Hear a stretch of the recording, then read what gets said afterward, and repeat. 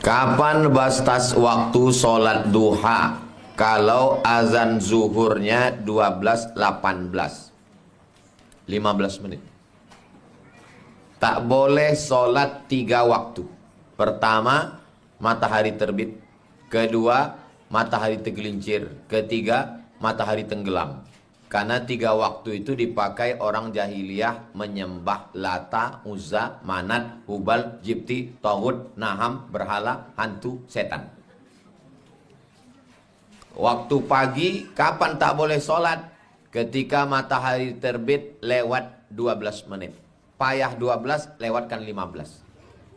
Zuhur, 15 menit sebelum azan zuhur sampai azan zuhur. Tak boleh sholat. Masih bolehkah sholat duha jam 11.30? Kalau zuhurnya 12.18, masih bisa sholat sampai 12:03. Macam mana kami bisa tahu waktu sholat? Tulis aja di Google. Waktu sholat Rimbo Panjang. Masih bolehkah mengganti puasa seminggu menjelang Ramadan? Besok pagi Ramadan boleh puasa qadha hari ini. Tapi katanya idzan tasafa Sya'ban fala tasumu.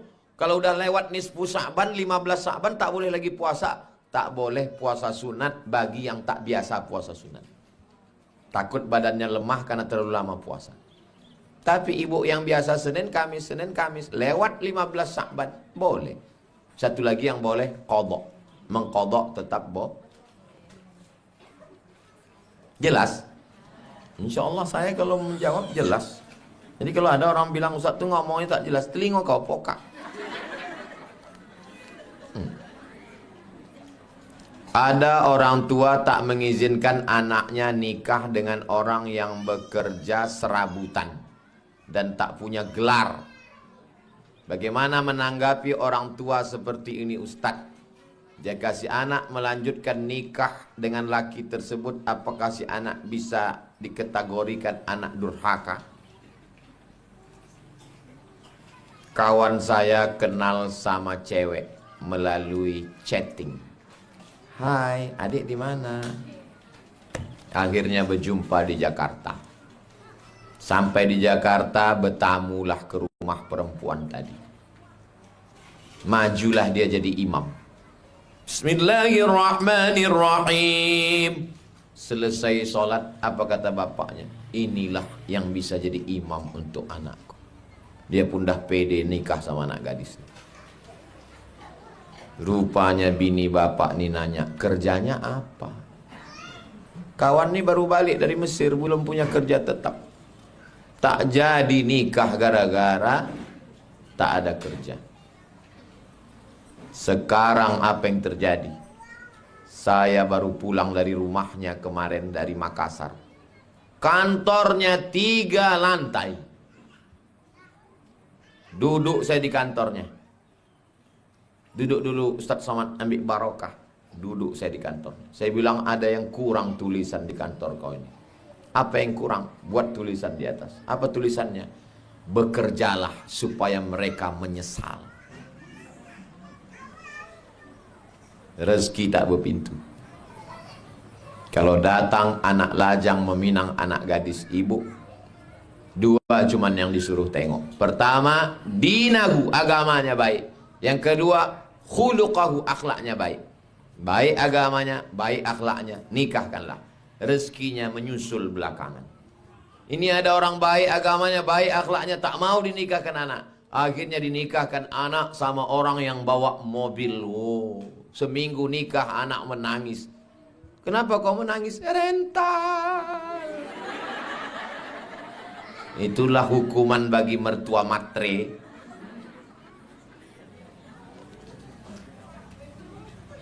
Aku kalau datang orang meminang anak gadisku, yang kutanya cuma 2, Bu. Sembayang kau? Sembayang.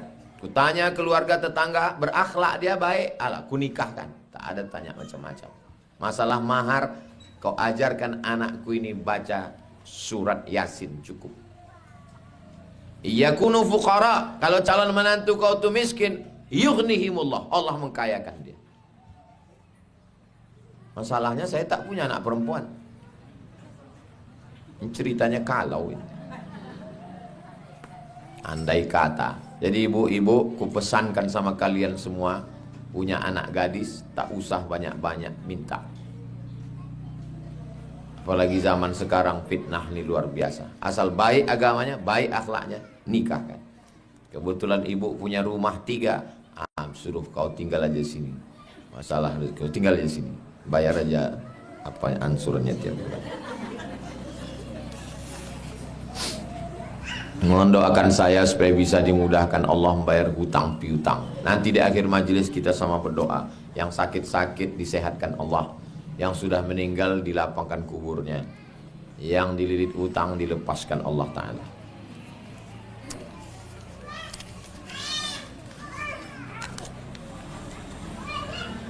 Suami saya sudah lama tak kerja.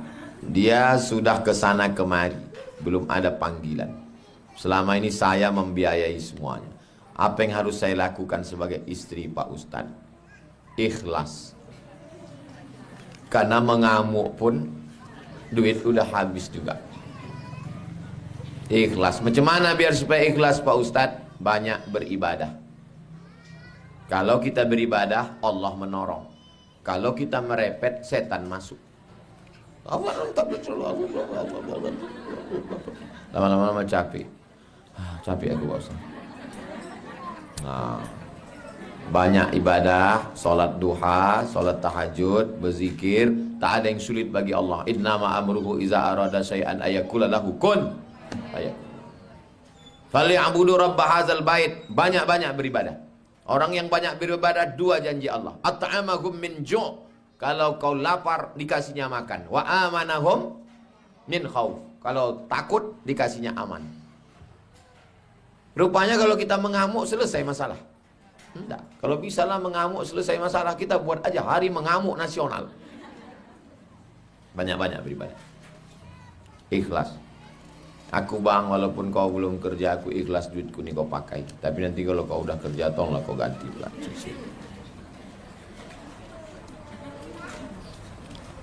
Batalkah wudhu suami apabila tak sengaja tersenggol oleh istrinya?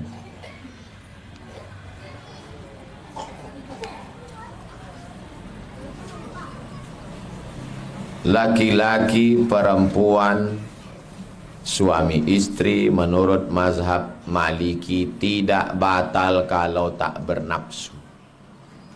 Menurut mazhab Hanafi, walaupun bernafsu tak batal. Karena makna aula mastumun nisa bukan menyentuh kulit. Maaf, berhubungan kelamin baru batal. Mazhab Hanafi tak batal. Mazhab Maliki batal kalau bernafsu. Mazhab Syafi'i bernafsu tak bernafsu batal. Kawan saya Muhammadiyah mau berangkat dari rumah berwudu, mau berangkat disalaminya bininya. Cuk. Habis itu sampai kantor sholat duha dia. Kau kenapa tak wudu? Muhammadiyah pakai majelis tarjih, mentarjihkan kalau tak bernafsu tak batal. Mazhab Maliki dipakai. Saya perti mazhab Syafi'i. Bernafsu tak bernafsu batal. Asal udah bersentuhan sama ustazah mau mengendong sami, kena tangan, batal. Maka saya tetap ulang wudhu balik.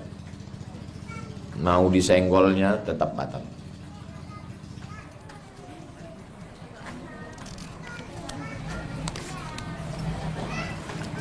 Kenapa di setiap pengajian wirid pembacaan surat Yasin selalu cepat-cepat? Di sini cepat-cepat juga? Tidak. Di awal dulu saya membacakan, saya bilang begini aku membacakan begini nanti. Kalau masih ingat dulu yang di awal. Awal dulu saya membacakan sini dari awal sampai akhir. Ikut cara membaca itu. Yasin wal Qur'anil Hakim. Innaka laminal mursalin ala siratim mustaqim tanzilal azizir rahim.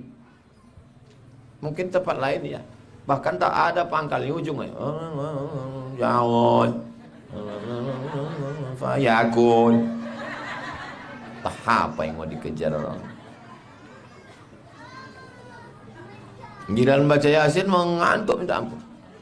Makin tahlil lagi, la ilaha illallah. Rupanya ditengoknya, rupanya piring tuh tertutup koran. Kipas angin tuh kencang, terbuka mie kurus-kurus. La ilaha illallah. Makanya innamal a'malu bin niat. Berselawat pelan. Allahumma salli ala Sayyidina Muhammad wa ala ali Sayyidina Muhammad. Saya kalau jadi imam pelan-pelan semua. Subhanallah, subhanallah, subhanallah. Alhamdulillah, alhamdulillah. Ini istighfar semua. Macam dapat tempe mendoan panas. Apa yang dibaca orang? Malaikat pun bertanya, apa katanya? Entah, aku tak tahu kata malaikat. Aku kalau tak, karena Allah udah kusumbatkan aja muncul ini. Pelan-pelan, beristighfar pelan-pelan. Bagaimana kalau kita minta sumbangan sama saudara kita membantu orang tua di kampung? Kalau tak diminta, mereka tak ingat. Ibu anak paling kecil, punya abang 2, kakak 3. Ibu datang ke rumahnya minta, itu bukan minta sumbangan. Itu menuntut kewajiban. Ingat, ibu bukan sedang mengemis. Bang, kau wajib menafkahi mak nih. Yang wajib kau nafkahi ini emak, ayah, bini, anak. Kasih nafkah. Kata si abang tadi. Ke belakang kita. Ke belakang. Kenapa bang? Aku takut sama biniku. Orang yang takut ke bini tak ada obatnya. Kecuali kematian. Orang yang takut sama bini itu nanti waktu mati dia tidak kena azab kubur. Pas mau diazab malaikat, kata malaikat, yang ini tak usah kita azab, ini udah azab kali dah. Jadi abang ibu yang tadi tak mau mengasihi emak tadi karena takut, jangan lagi kalian, abang nih kalau ke bini bawa jalan-jalan, kalau ke emak tak kasihan kalian nengok dia, mati nanti dia. Kalian tidak sedang mengemis ke saudara kalian, tapi sedang menuntut hak emak kalian. Paham? Jangan merasa mengemis. Datang tiap bulan, telepon terus, minta sama dia.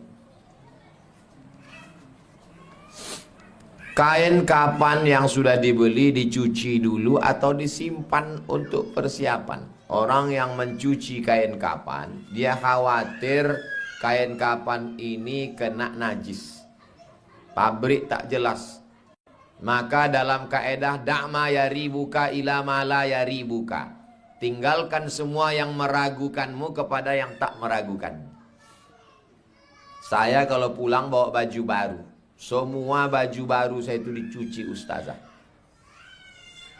Baju orang pun dicucinya juga. Saya heran kenapa dicuci. Ragu. Entah dari mana pabriknya.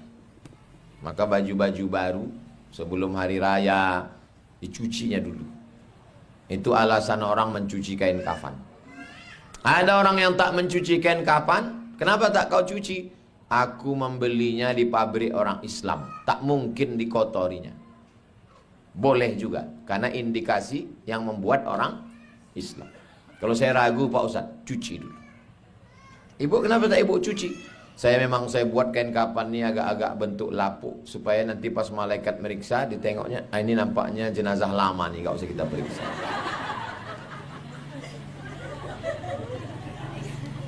Mana pula bisa diakal-akali malaikat. Kalau malaikat maut bisa diakali, orang yang operasi plastik tak mati-mati dah. Pas mau dicabutnya, bayi ini kata dia. Dicabutnya, bayi.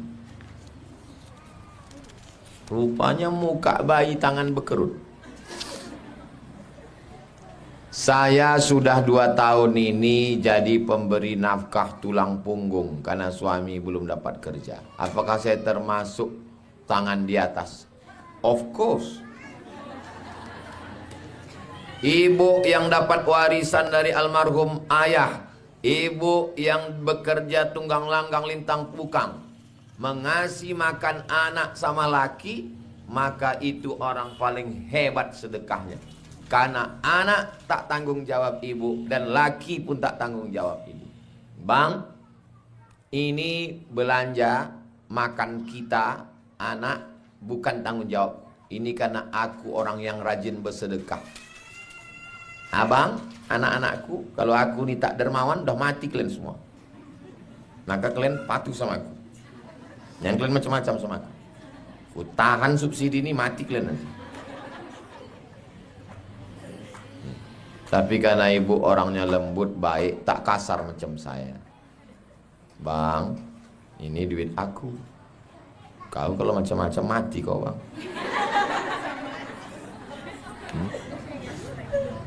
Apa yang bisa ibu lakukan? Ibu ikhlas berdoa sama Allah, mudah-mudahan dikasih Allah bapak itu kerja. Berdosakah kita membuat ibu kita menangis karena dia ketahuan keluar kota mengunjungi cucu dari pelakor anak pertamanya, seolah-olah setuju dengan pelakor tersebut? Sungguh payah membaca kitab nih, lebih payah lagi memahami.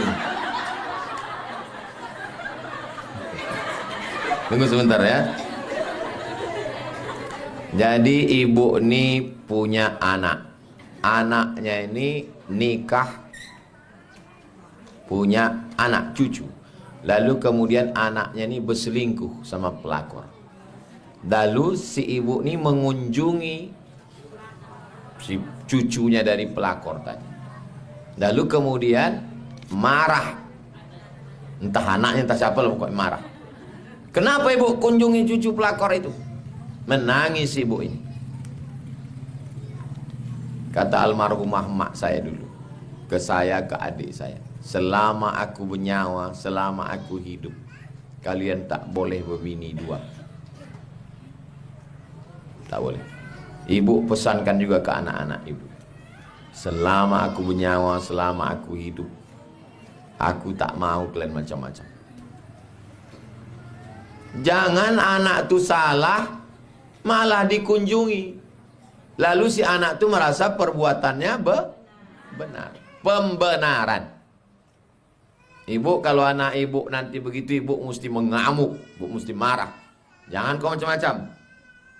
Kabarnya kau sekarang udah ada hubungan sama pelakor. Iya mak, ini sambal belacan udah aku siapkan. Lado hijau. Kulado pelakor tu nanti. Mana nomor pelakor tu? Ini mak, kasih nomor. Halo pelakor. Iko lado hijau ha. Wang dakek dah anak ambo tu ha. Ambo kulai wang itiak lado hijau. Ha? Bukan malah dikunjungi pula perbuatan anak yang tak betul. Si anak pun merasa, oh berarti aku tak salah.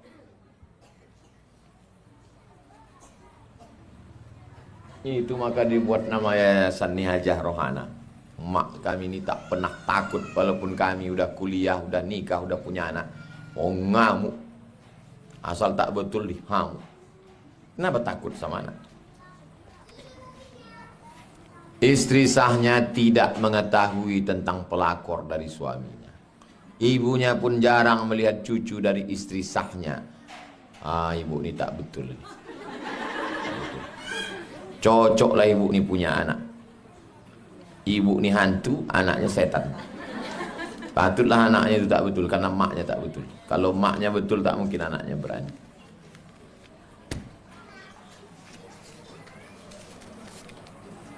Bagaimana sikap kita menghadapi suami karena kecurigaan kita kepada suami tentang mak tak ada titiknya ini. Tak usah menarik napas kita dulu. Bagaimana menghadapi suami karena kecurigaan kita kepada suami tentang perselingkuhan atas isu yang dia dengar, sehingga sering kelahi dalam jangan makan isu. Ibu saya sarankan jangan termakan isu. Makanlah nasi. Yang makan nasi. Kalau ada orang mengadu, laki kau berselingkuh, ada kau nampak? Tidak. Tolong rekamkan. Di hotel ini, carikan rekaman CCTV. Setelah dapat bukti, duduk dia, kumpul. Ini laki, ibu bawa wali ibu. Wali ibu 6. Ayah, atuk, abang, adik, abang ayah, adik ayah. Kalau orang Minangkabau ditambah lagi nenek mama, datuk. Kumpul semua, backing ibu kanan. Wali kanan, nenek mama kiri, duduk. Judul laki 1. Kau kabarnya selingkuh. Enggak ada, mana ada. Nih, rekaman kau check in. Dari mana kau dapat? Bukan urusan kau. Mau dibawa kemana hubungan ini? Karena kalau ibu hanya isu, dia membantah tak selesai. Paham?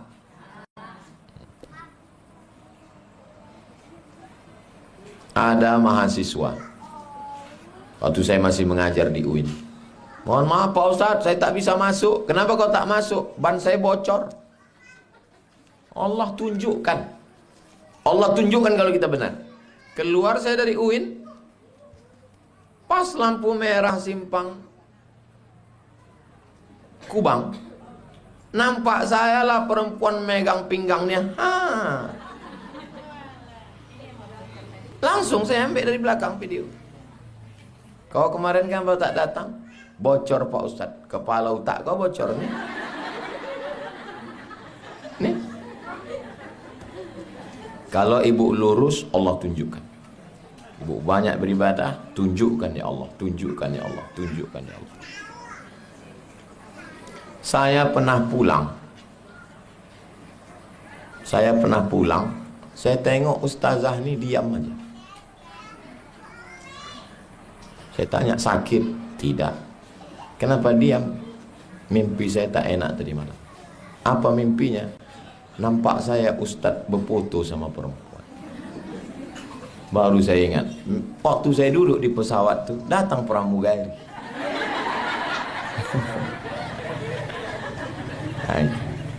Kalau yang pergi sama saya Ustaz Endri, biasanya diusirnya itu. Jangan. Orang ni yang ini tak berani usir pramugari. Kalau Ustaz Endri berani. Oh tuh. Jadi kalau ibu lurus ditunjukkan Allah. Apalah salah pramugari berfoto kan? Tapi ditunjukkan Allah. Jadi ibu, yang penting ibu banyak beribadah, ditunjukkan Allah Ta'ala.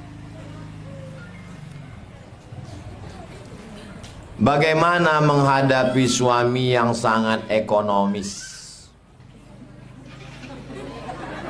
Saya mau bekerja tapi tak diizinkan karena alasannya anak masih kecil, sementara saya banyak kebutuhan.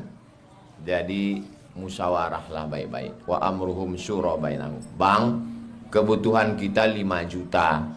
Kau mengasih cuman 1,5 juta. Pampers anak lagi. Tak mungkin anak ni minum teh manis. Jadi aku mesti bekerja. Kalau kau tidak mengizinkan aku bekerja, kau tambah ini. Kalau kau tak sanggup, ini kita tak makan. Jadi dimusyawarahkan. Jangan ibu mengamuk. Mengamuk tidak menyelesaikan masalah. Mengamuk, ambil keputusan diri bekerja. Dia pun merasa tersinggung karena ibu sudah ambil keputusan. Akhirnya kacau balau, berkelahi. Tak selesai masalah. Musyawarah. Kalau putus berdua. Tak putus berdua, libatkan orang lain. Bisa Ustaz kami libatkan? Jangan. Itulah kaji kita petang. Di akhir majelis mari kita sama berdoa kepada Allah. Mudah-mudahan Allah berikan kita husnul khatimah, anak-anak soleh dan solihah, dibukakan Allah pintu rezeki kebaikan. Ala hazihin niat, untuk niat yang baik-baik ini. Al-Fatihah.